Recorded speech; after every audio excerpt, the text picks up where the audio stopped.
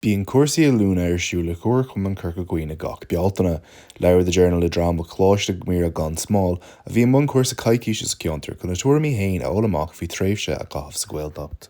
Gach lá daoine míad beagán amhránaíocht, daoine míad scríbhneoirt chumá le frásí deas agus le sin frásí áitiúil is tócha.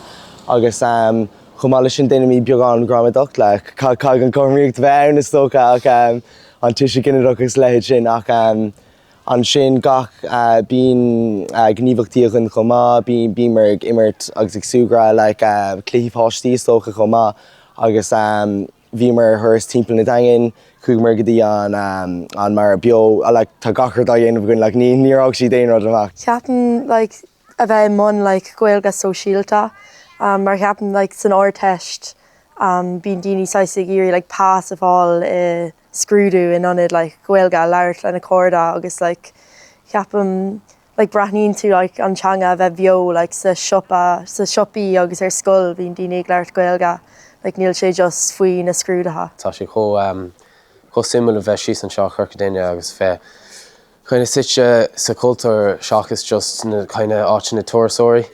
Bhí muidir cheannim ceo cúpla íthe hin teach TPs a muireach bhíánaí a gcuin. Chóm féin bhfuil an gaeilge tá seántácht domsa. Is cúis go bhfuil an cultúr fós beo tuisciúil an gaeilge fós agad. Agus is dólam go muid ag fás níos tám fíor speisialta maidir leis an gaeilge.